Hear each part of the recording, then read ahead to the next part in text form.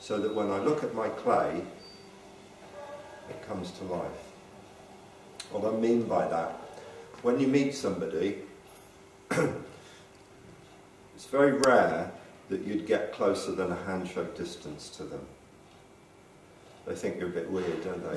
If you meet someone and all of a sudden you're kind of like, hello, how do you do? It's like kind of, oh, he's a bit creepy. We've got a natural boundary, we've got a natural space, and it's not real, and yet it's really real. Because you enter into that and your emotions start to kick off and you start to feel things. So the sculpture is going to have its own boundary too. The sculpture is a person. The sculpture ends up being a representation of a person.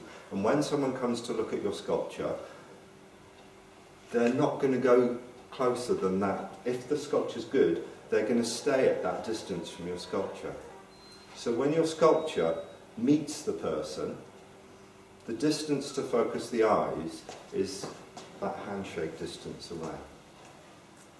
Unless, of course, the person you're doing is really retiring and shy and doesn't want to be seeing people, and some people are like that, and you want to capture that as part of their character.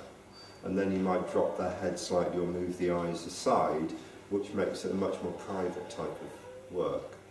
But generally what I try to do is I try to think of my sculpture enveloping this sort of area. And it's only when the person's met the sculpture that afterwards they may go in a little bit further and start to have a look at the detail you've modelled. So we focus the eyes to meet something that's about 3 or 4 feet in front. And then it gives it a certain, you have a certain interaction with the sculpture when you meet it. And the expression I like to have on a sculpture is the beginning of, oh, hello, rather than the end of, oh, goodbye.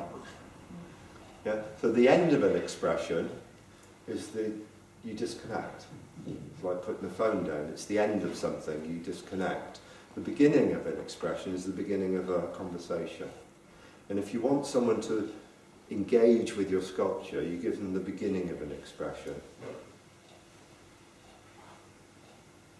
Invites them in. Now that's difficult to do because it's difficult to know what the beginning of an expression is.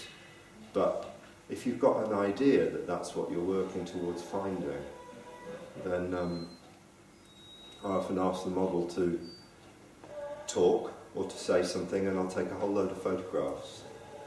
And within those photographs you see just that little thing that lifts the lip or lifts the eye or does something that's characteristic of them that's slightly different from their kind of, the deadpan just sitting.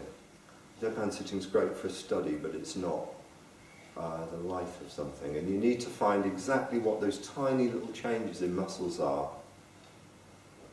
It doesn't need to be very much.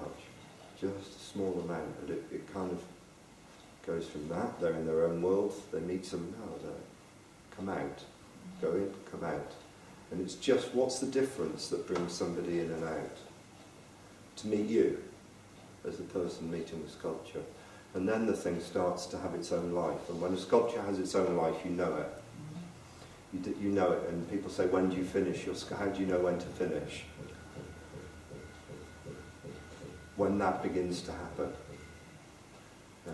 And you can develop that and work on it further, but when that begins to happen, your clay starts to have this magical thing, and it's not every clay has it, but that's when I try and finish.